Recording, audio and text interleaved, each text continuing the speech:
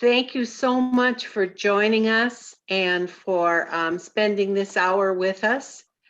Welcome, and we're just so thankful that we have this audience tonight. Last time I checked our website, this event was sold out, which means 100 people registered to watch Kim tonight.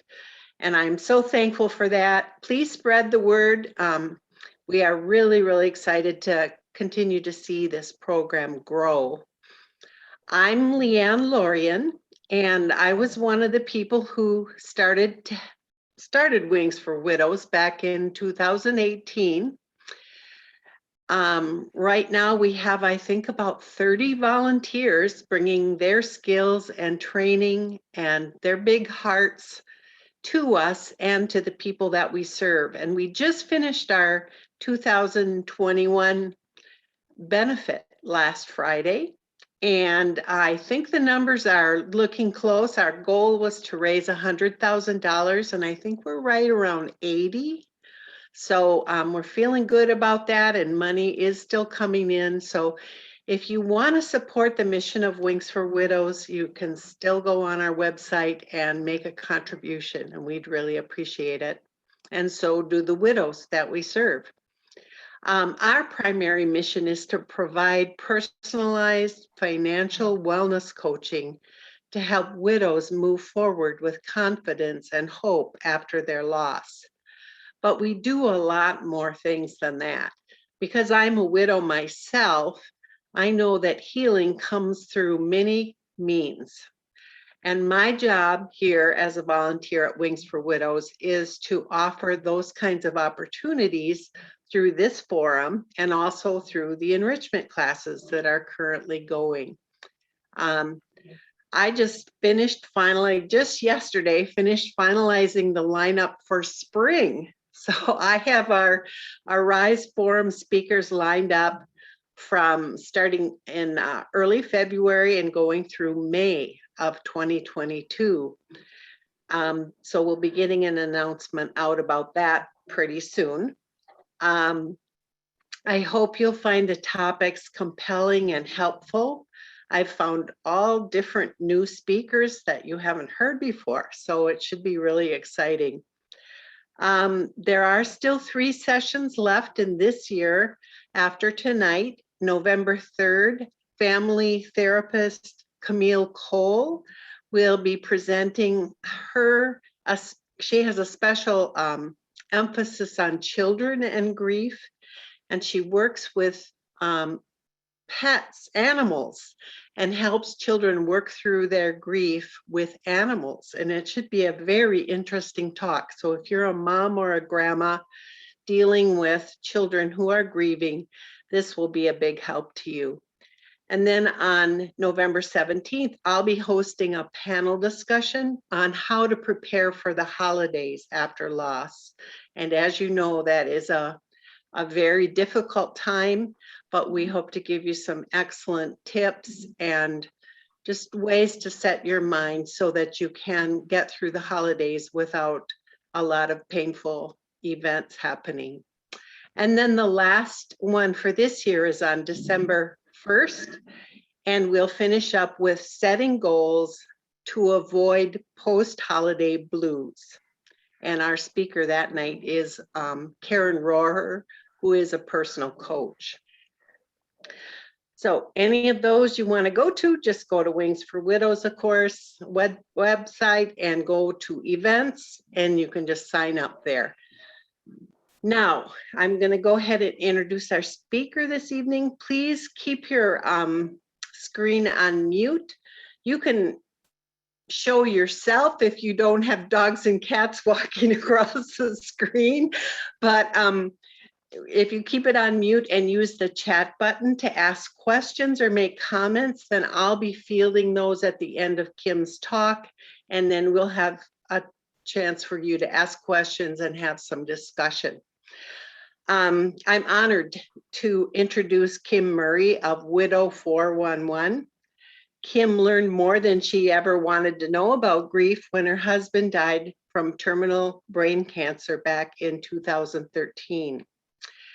Navigating life as a young widow with 2 young boys was challenging, but instead of allowing herself to kind of disappear in the black hole of grief, she decided to set out and help other widows. And so she developed this program, and she has done tremendous things with writing and research and speaking engagements to help other widows on this stressful journey. So I am so thrilled. Kim's been with us before, but she always has a tremendous amount of good stuff to tell us and teach us. So welcome, Kim. Her topic tonight is how to train your brain to think better thoughts. And she told me that she developed this topic just for us. So we're the first to hear it tonight. And thank you so much for joining us tonight, Kim. Thank you. Are you ready for me to share my screen? Yeah, oh, I did. Go Is ahead. it? Okay.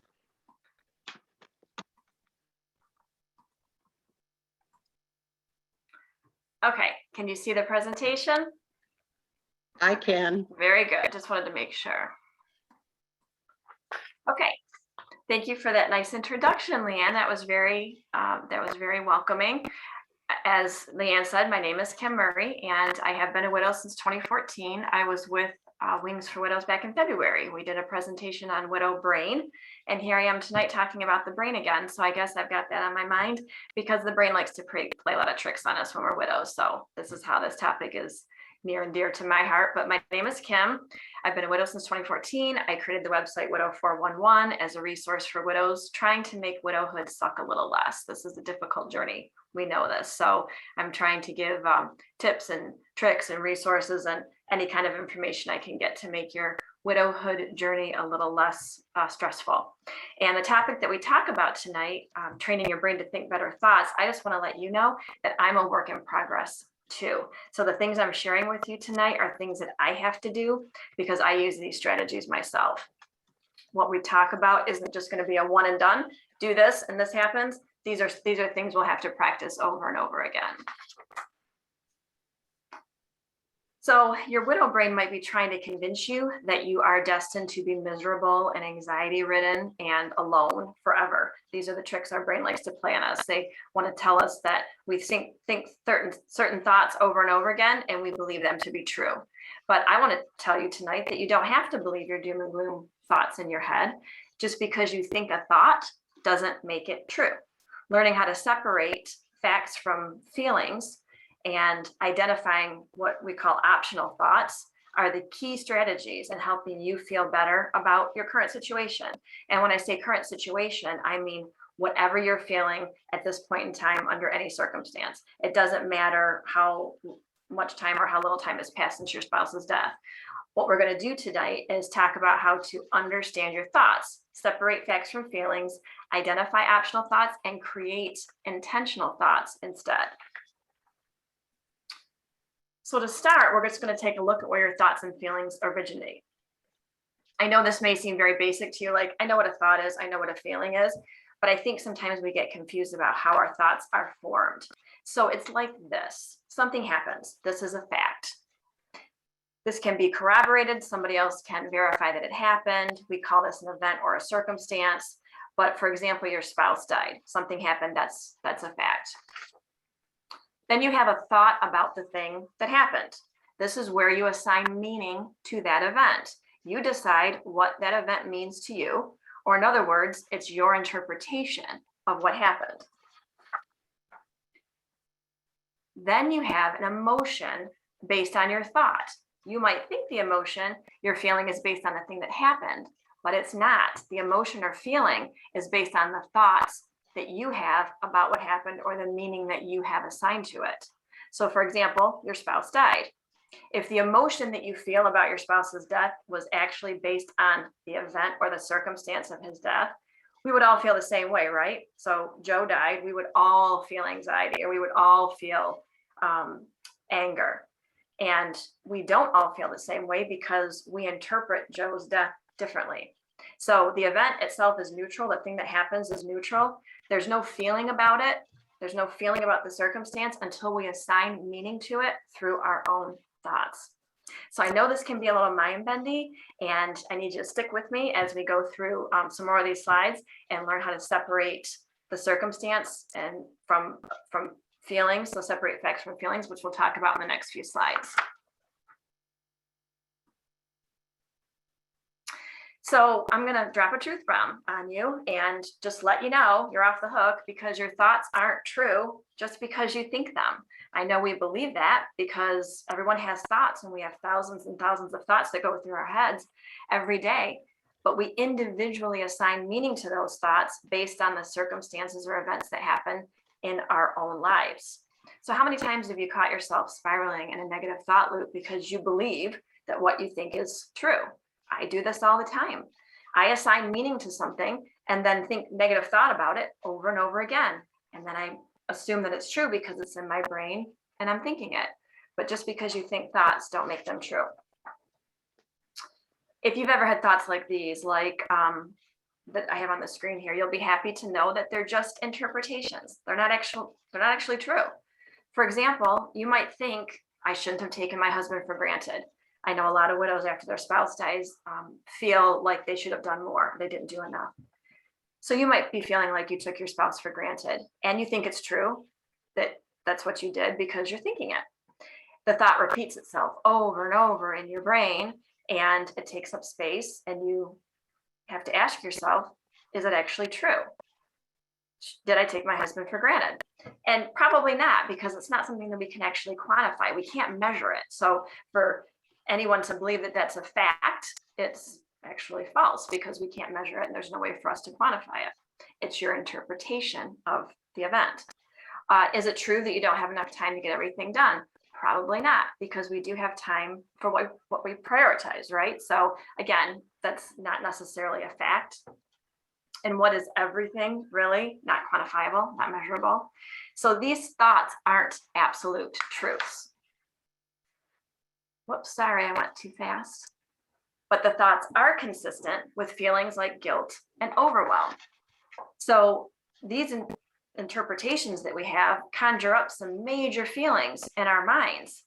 The thoughts on the previous slide, for example, they're consistent with feeling guilt or overwhelm or maybe even anxiety, because the thoughts in your brain create the feelings or the emotions that you experience. So let's go a little farther, and let's take the thought, I don't have time to get everything done, and examine that on a little bit of a deeper level. When you say to yourself, I can't get everything done, I'm overwhelmed, there's too much to do, you feel anxious, you feel overwhelmed. I mean, who wouldn't, right? It's a hard thing to take in. You believe it's a fact that you can't get everything done. I do this all the time, so I'm guilty of this. I tell myself all the time that I can't get everything done. But overwhelm is a feeling that comes from a thought. It comes from the thought that you can't get everything done. So thoughts like, I'm too busy that I can't even take a break, or my to-do list will never get done, or it's hard to concentrate and stay focused, are consistent with feelings of overwhelm. But they're optional thoughts. The fact that you have 10 things on a to-do list, that could be true, that could be a fact. 10 things is a quantifiable amount. But the overwhelm part is an optional thought, because you assign meaning to the 10 tasks on your list, right? So 10 tasks or 20 tasks or even 50 tasks on a to-do list doesn't have to lead to overwhelm unless you think it does. So this is where your thoughts sometimes play tricks on your mind, because you believe that they're true, but they're optional. Wait, what? My thoughts are optional? That might be asking yourself right now. This is what I asked myself when I first learned this too. But yes, as a matter of fact, your thoughts are optional. Remember when I said you assign meaning to your own thoughts? If you're choosing to think a thought, you can choose to stop thinking it too. That's kind of the mind-bending way that our brains work. We can choose to think a thought, and we can choose to stop thinking a thought. We do have those options. Even if it's a recurring thought, just thinking about it over and over again doesn't make it true. But we've been conditioned to believe that these recurring thoughts in our heads are true, the ones we tell ourselves over and over again, because they're recurring. They are in our brain on repeat. We think them enough times to trick our brain into believing that they're true. But the only way overwhelm or other thoughts can cause suffering is if you believe overwhelming thoughts. The only way anxious thoughts can cause suffering is if you believe anxious thoughts. So when you do decide, for example, that you have time to stop for a minute and you have time to do what needs to get done or chip away at your to-do list, if you tell yourself you can concentrate and stay focused, your brain starts to believe those thoughts instead. This was a major eye-opener for me because I used to spend a lot of time in overwhelm. That was pretty much my identity. I was constantly busy, stressed, anxious, couldn't get everything done. My to-do list was too long. I contributed to my own suffering for a very long time by just continually thinking overwhelming thoughts like, I can't do it. I don't have enough time. But the only way thoughts can derail you is if you believe everything that you think. And I want to just point out that I'm not suggesting that the point is to get rid of thoughts. That's not what I'm saying. I mean, that's impossible anyway. It's not like we can extract thoughts from our brains. They're there. Everybody has them. I'm not suggesting that that's the goal here, but the point is to stop thinking on autopilot and recognize where your optional thoughts are contributing to the most suffering for you. So what happens when you change your thoughts? What happens when you think you do have time to take a break or that you're crushing your to-do list? Maybe you think you've completed one task on your to-do list and that's phenomenal. You're doing a great job. That's what you choose to believe. When you change your thought from I can't or it's too hard to I'm doing it and I'm figuring it out, how does that make you feel? Probably a lot better. I started to feel much better when I decided that I did have enough time to get things done. And the thing is, my to-do list did not get shorter, but now I don't think about my to-do list as an overwhelming thing. The amount on my to-do list doesn't dictate what I can or can't get done. My thoughts do. So the overwhelm over my to-do list isn't as bad as it used to be because I don't think of it that way. So thoughts like I can prioritize my time, I am getting everything done that needs to get done, those are thoughts that are consistent with not feeling overwhelmed. And who knew, right? Like it seems like simple, but we don't really stop and articulate it like this very often. So which thoughts feel better to you? Overwhelming thoughts or not overwhelming thoughts? Practice those thoughts instead. Practice the thoughts that feel better to you. Now you might be thinking right now, oh great, she makes this sound so simple, like all I have to do is think better thoughts and everything's going to be fine, but I don't think it's that simple. And I just want to point out that that's an optional thought, but I know you might be thinking that what I'm saying is easier said than done. And that's true. I don't deny that. I will agree with you. Our brains lean toward a negativity bias anyway. That's a presentation for another day. But what I want you to get from this is the ability to understand how your thoughts are formed, how you assign meaning to them, and how events and circumstances are neutral in your life and don't mean anything until you make them mean something. Let's just recap real quick here, right? Go over this one more time. Something happened. This is a fact. This is something that one or more people can verify is true. We call that an event or a circumstance, situation, whatever verbiage you want to use. You have a thought about it. This is an interpretation of the event. The thought doesn't mean anything about you as a person. It's just your interpretation of what happened. And after you have a thought about something, then you have a feeling about it. And this is where things start kicking, because that feeling that you get from your thought dictates whether you take an action or don't take an action. So the feeling will help you decide whether you do something or don't do something. So let's revisit the thought that you took your husband for granted. And in this example, we have two widows and both of their spouses died. So this is the fact. You see the fact in the middle, that's the neutral event, the spouse died. But they have different thoughts and feelings about it. So same fact, different feelings. In the first example, the widow feels remorse because she believes she took her husband for granted. She does not think she told him that she loved him enough or that she spent enough time with him. And she thinks his death causes her feelings of remorse. But the fact that he died doesn't cause her feelings of remorse, because the other widow, who has the same circumstance, her spouse died too, thought she said the exact right amount of things to her husband before he died and spent the exact right amount of time with him. Her feeling isn't remorse, it's peaceful. So you have a same fact, a spouse died, but two different thoughts about it, which leads to two different feelings. So this is where we can separate facts from feelings by understanding that the event or circumstance doesn't cause the feeling, the thoughts about it does. And then the feelings dictate the next steps, the way you do or don't do something. So in this example, the widow feeling remorse stays in bed all day, and the widow feeling peaceful gets up and goes to work. So the feeling dictates the next action that you take. The event itself can't cause your feelings. The thoughts you have about the event or the circumstance do. And your feelings send a message to your brain to do or not do something, or to take or not take action. Now, this doesn't mean you aren't sad, or that you don't miss your spouse, or that your spouse didn't suffer a tragic death. That's not what I'm saying. I'm not trying to put all favorable, Pollyanna thoughts in your head, or suggest that you can't take a mental health day and lay in bed if that's what you want to do. That's not what I'm saying.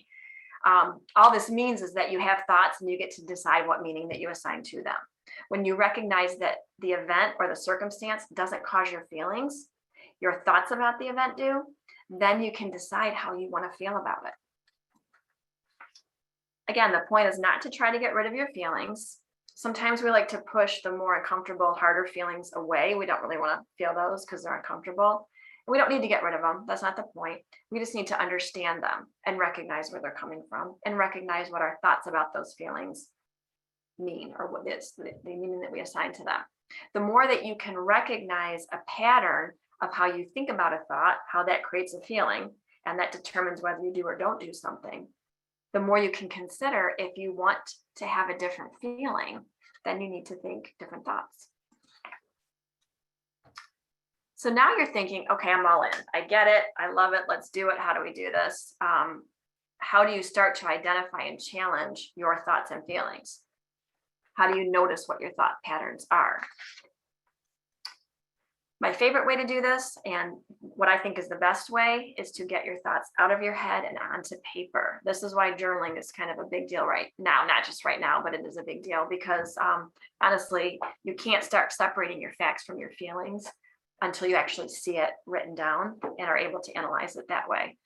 You can see your thoughts and feelings right in black and white when you write them down.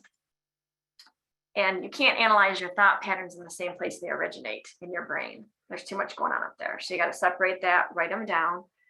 And it's better if you get your thoughts out of your head anyway than onto a piece of paper. So these journal pages on the slide here, I've got a couple of those that I can send as a follow-up to the presentation. So I'll send Leanne a link to those, and you can use these to journal if you want to. But this is just an example here of just free writing whatever pops into your head. So there's people that call this morning pages. There's an author, Julia Cameron, who wrote a book called The Artist's Way. She calls it the morning pages. Other people journal.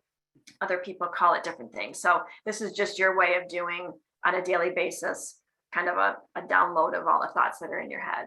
And whatever pops into your head, no agenda, no judging, nobody's checking your grammar, nobody's looking over your shoulder.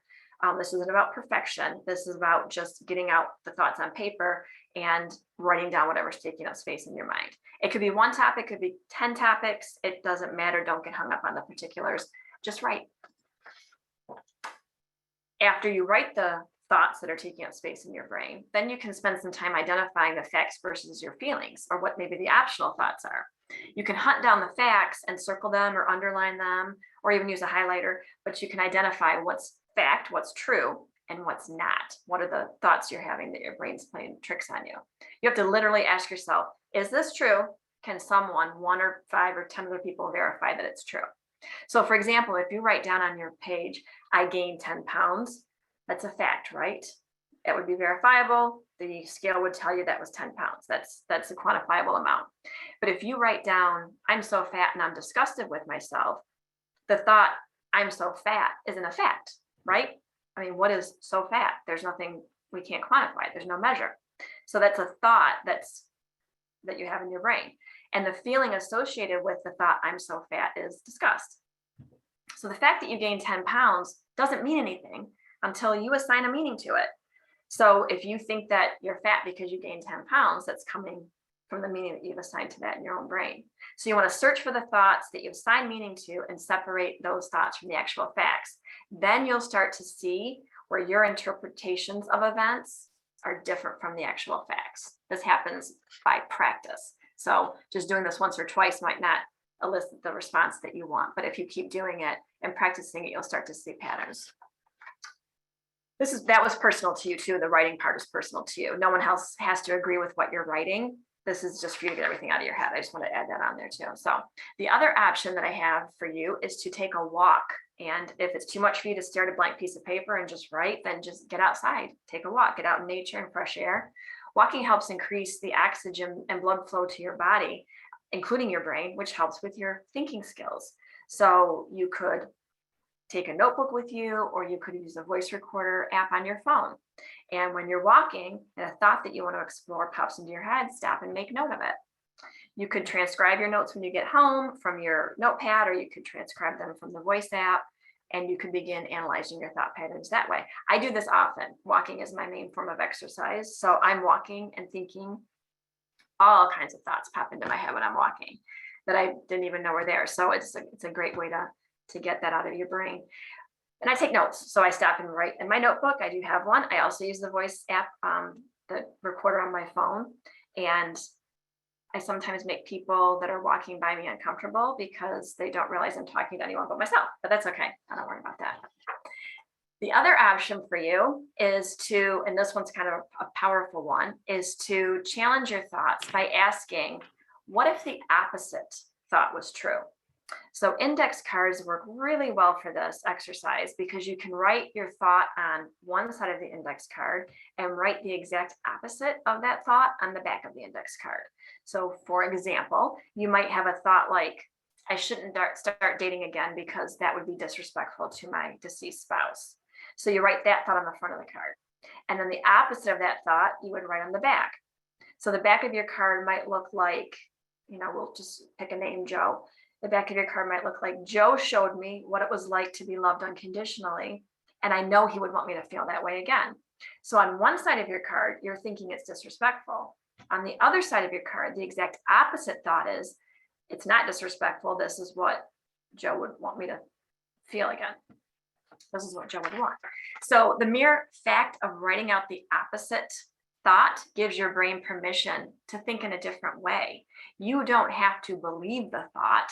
You just have to give your brain the option to think outside of your normal patterns. So you kind of get out of that negative thought loop when you're breaking the pattern by thinking of other possibilities. So on some of these instances, I don't want you to think that, and I'm asking like literally write the exact opposite because you don't have to believe it's true yet. You're just opening that up in your brain to give it possibilities to think a different way. I like this one. I do this one a lot too. So if you're taking the time to challenge your thoughts by using some of these strategies, keep your momentum going by continually reminding yourself as often as possible what your new, more intentional thoughts are. And you can write those on sticky notes. You could put them on your bathroom mirror. You could put them near your refrigerator. You could put them near a coffee maker. Anywhere where you're going to see these reminders are powerful ways to keep those thoughts in your brain. I have sticky notes all over my desk. I'd actually be embarrassed to show you my desk right now, but I do use sticky notes everywhere to make reminders to myself. I just bought one of those marquee signs that lights up. I don't know if you've seen those. Anybody has seen those on Amazon or whatever, but it's a box marquee light and you can put your own message on it.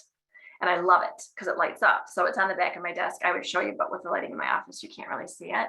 But I put messages on that. So I can change my message daily or weekly. And when I walk into my office, I see something that says, you're fantastic. I love you. You're wonderful. Whatever it is you want to say to yourself. You can also use a reminder app on your phone. I did this for a long time too. And you enter the reminders that you want and they pop up at a specific time during the day. So it could go off 1 time, 3 times, 10 times a day. You set the schedule, you set the message that you want your reminder app to show you. And that's another great way to set reminders for yourself, whatever works for you. These are really simple but powerful ways to break those negative thought loops, because when you tell your brain something different, it starts to look for evidence that that's true too. So there's some parting thoughts I want to leave you with, because I think this is really important to give you some ideas about things you can start to remind yourself of. I think sometimes we get stuck not knowing what to think. I don't know what to say to myself. I don't know what to think to myself. So I want to leave you with some parting thoughts to take with you as we're wrapping up. And these are ideas for you to use to begin to train your brain to think better, to not always think negative or bad, or things will never change, or they'll always, like always and never are two words we probably don't want to have in our vocabulary. You can use these to remind yourself that you're doing the best that you can right now. Remind yourself that you have the option to challenge any thoughts that don't serve you. And as I said earlier in the presentation, not easy, but definitely doable, and with practice. I still have to practice these strategies on a daily basis. So some thoughts for you. I don't need to have everything figured out. I've never been a widow before. I'm learning as I go. I will give myself ample time to figure it out. I will allow my feelings to come and go. I will not assign meaning to my feelings by labeling them good or bad. I will just let them be. You can remind yourself, I will accept that all my feelings are part of my grief process and have nothing to do with my worth as a person or my ability to heal and move forward. I will accept that thoughts aren't facts and are just optional sentences in my brain. Sorry. I can change any meaning I assign to any thought I have if I don't like it. I will accept that my job isn't to make my feelings go away. My job is to allow them and get better at processing whatever feelings come up. I know this sounds too good to be true. Like you can just say, just change my thoughts and I'll feel all better. I know in 25 minutes I'm telling you this and you're thinking, well, that doesn't sound that simple. And if you do change your thoughts, you will feel better. I know this. I practice this. I can attest to it. It is true. And even though it's an option for everyone, it still requires a little bit of work on your part. Well, a lot of work on your part. We're not like Samantha on Bewitched, where we can wiggle our nose and magic happens, right? We have to do the work. This requires you to do the work. So if you want to go farther with this concept and need some help digging into your thought patterns or your limiting beliefs, you can join my email list for some more information on a new course that I've created called Triumph Over Tragedy. And this is for those of you who want to learn how to ditch those destructive thoughts, decide on purpose, how to think more intentionally, and do it with a group because it's hard to do on your own. But I've got a 4 to 6 week course that will dig much deeper into how to get that done.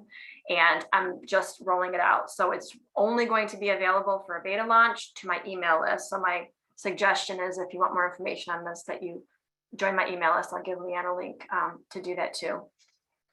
This is brand new. You can get it on the ground floor of it, and we'll work on it together and make it the best that it can be. But I really think that doing this as a group and having accountability for learning how to use these tools and strategies is infinitely easier than trying to do this on your own.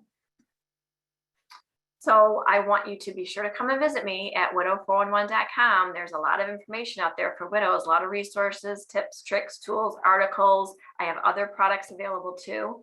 I'm available on most social media platforms, and my handle is at widow411.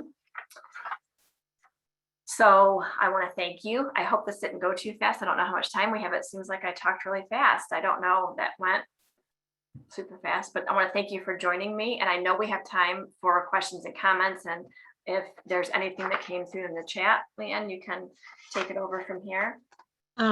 Yes, I'll be watching the chat. So go ahead and start typing in your questions and comments while I wait for a couple of those to come on. Before I knew any of this stuff, I took a course. One person commented, so helpful. I took a course that it actually was kind of aimed at people who were in recovery from addiction. Mm-hmm. And I did it because I thought that some of the same tools were maybe helpful for getting out of depression. And it's very similar to what you're talking about, how your brain kind of carves a path that your thoughts go down that path, and if you don't recognize it, you always go down that path until you make up your mind to change that pathway. And It's true. It's true. I think you need to get to a point where it's bad enough, or you feel bad enough to want to make a change too. I spent the first 2 years of widowhood in a constant state of panic. I was overwhelmed and panicked, fearful.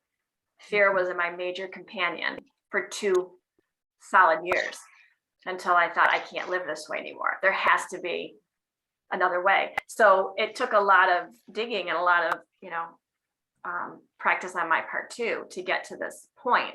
It's not easy, but it's doable. You just have to make that commitment that you are entitled to live a satisfactory life. And just because you're a widow, it doesn't mean that you're destined to be miserable forever. Yeah, excellent.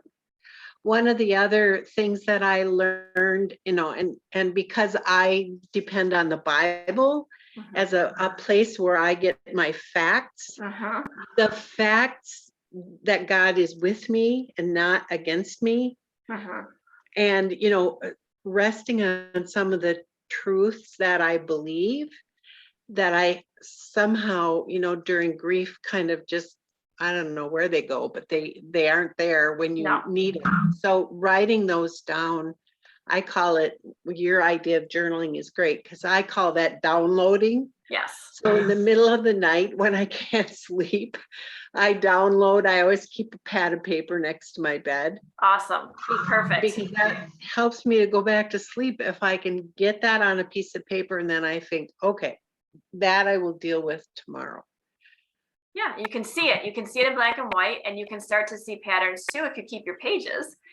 Sometimes different things come up more than once, and so you think, okay, maybe this is something I need to explore a little bit more, because it keeps coming up.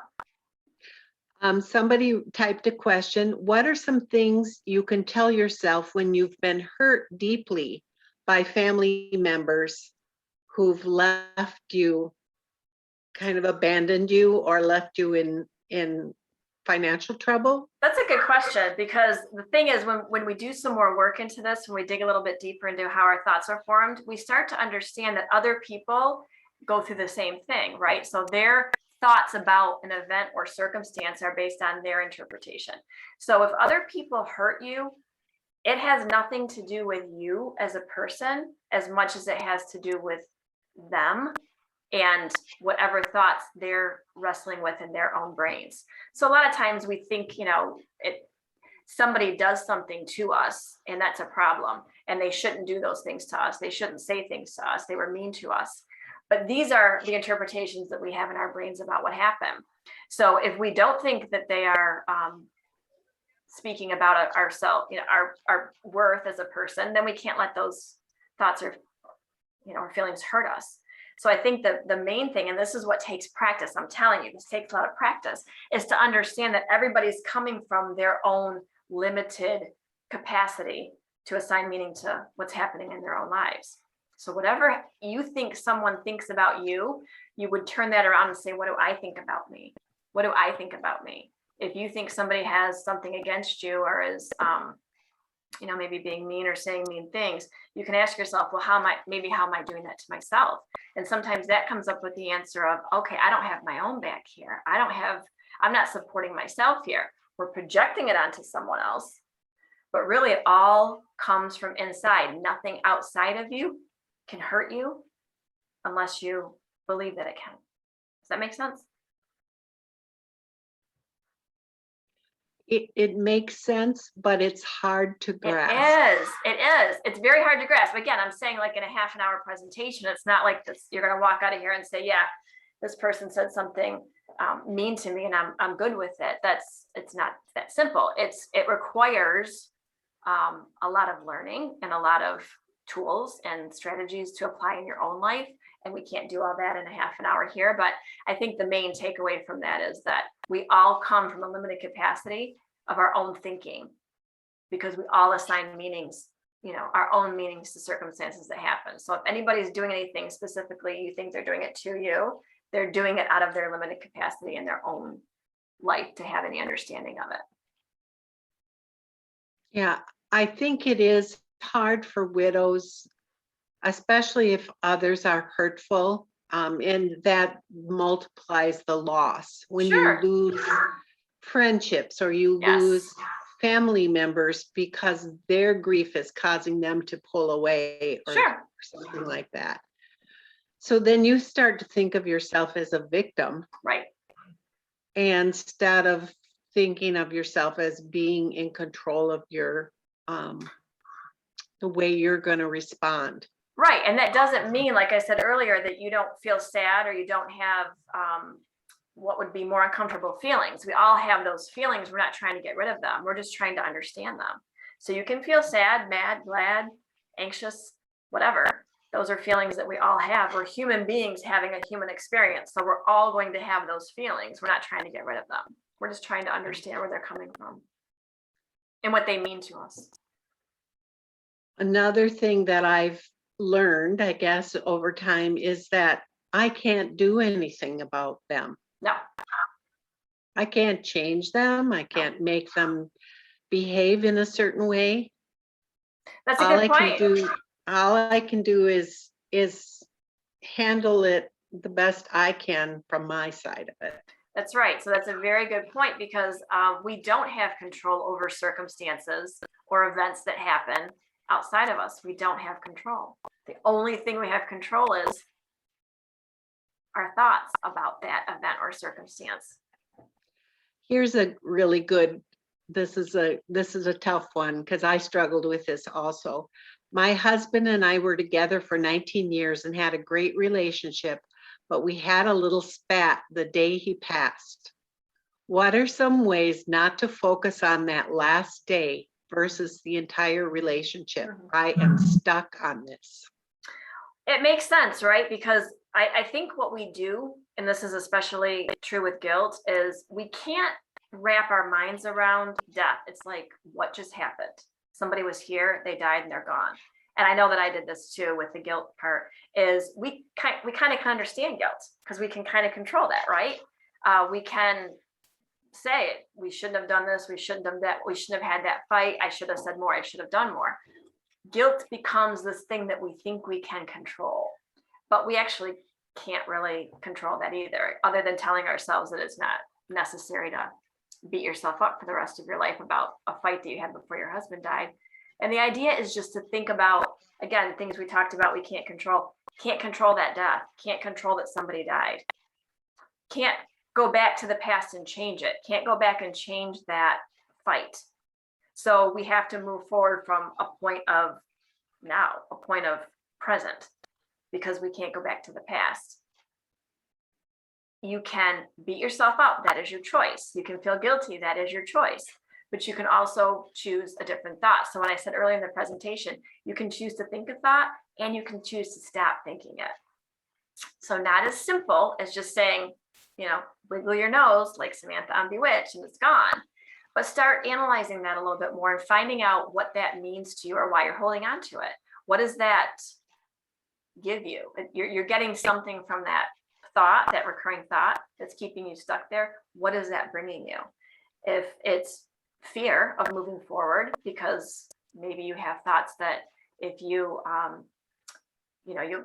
lose memories of your husband, or a lot of times I think widows think when they move forward, we don't really move on, we know this, we move forward, that we're forgetting our spouses or we're forgetting what they meant to us, and that's just not true. Again, optional thoughts, but these all come back to, what does this mean to you? So to answer that person's question, why are they hanging on to that thought? I'm not sure. Maybe journaling and trying to see what else comes up when you're asking that question of yourself could potentially bring some other issues to the forefront that you could address. It's something that we would have to go over. And the other thing too, I do have that course available that I said was coming up. I do offer mentoring sessions to widows as well. So I just wanted to throw that out there. Some of this stuff is, again, pretty hard to grasp on your own. And if you do go to the Widow Phone website, there's a link there that says work with me. So I'm happy to go deeper on this topic or any other topic with widows if they want to do that in a mentoring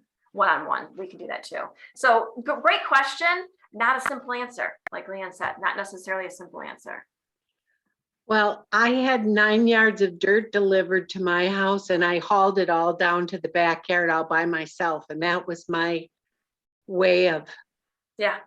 fighting through that. I had Yeah. to do, for me, I had to do something physical and almost painful Right. to work through that piece of the grief that I felt. That's a good. I That's a don't good one. know, but everybody's different, but that was very therapeutic for me. Sure, And I get it. I don't think I could have, I don't think I could have wrestled through it without that. Mhm. Somebody wrote, the Bible says, hold every thought captive. I love that verse. We can choose which thoughts to believe and act upon.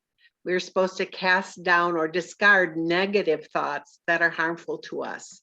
We can't change or control others. We can only control our actions. Cast down the negative and speak positive about the happy times in your relationship. If you look at happy pictures, it helps focus on the happy times and be thankful. I think thankfulness is also one of the great ways to break a cycle. For sure. Yeah. Thankfulness, gratitude is all wonderful. And I don't want anybody to get the impression that, like I said earlier, you can't be sad or mad or upset. We get to feel all the feelings. We get to feel all of them and then to choose the thoughts that we want to have about it.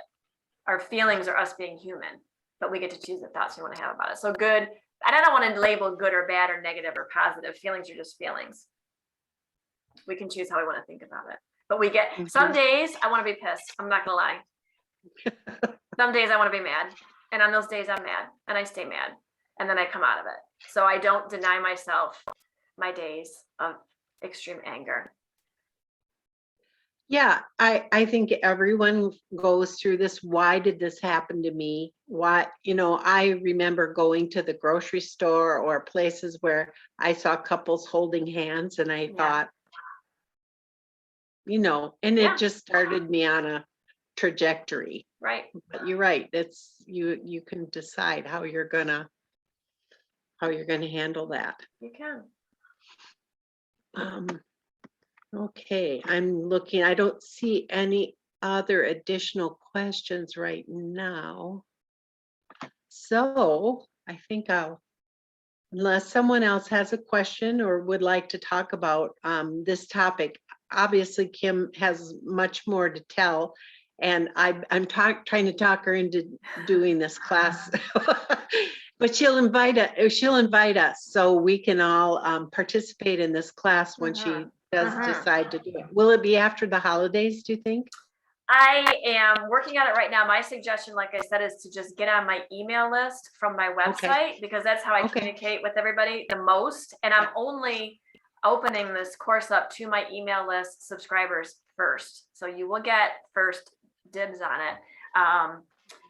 I'm really hoping to get something going before the end of the year. And we all know life gets in the way. So I hate to make a promise or a projection here. That's my goal. Okay. So that's what I'm hoping to do. But I'll send you the link. Think positive thoughts. I know. I got to tell myself I can do this. I'm not overwhelmed. I can do this. Well, yes, and we'll just wait with bated breath to hear that you're going to launch it. So we're excited for you, and thank you very, very much for this. So it is a lot to take in, but I think it's very yeah. And you said you're going to send out some notes, like some questions that we can ask ourselves, or I will send those journal pages that I showed you on the slides. It's just a couple pages. I mean, you can use whatever. I literally use a 70-cent notebook from, the store to do my notes on. But this is just a couple of blank note pages, and then that list of things you can use to remind yourself. I'll add that too. Okay. Yeah. Well, thank you very, very much. Thank you. If there's no other questions, I just want to remind you again of the next 3 sessions that we're going to be having. The next one is November 3rd. It's on children in grief. The next one after that is on preparing for the holidays, and that's a panel discussion. And I'm heading that up, and I've specifically invited widows who have different ages of children, so little children, teenagers, and then a marriage and family therapist who will also participate in that, preparing for the holidays. And then the one on December 1st is on kind of how you think at the end of the year, okay, I should set some goals for the new year.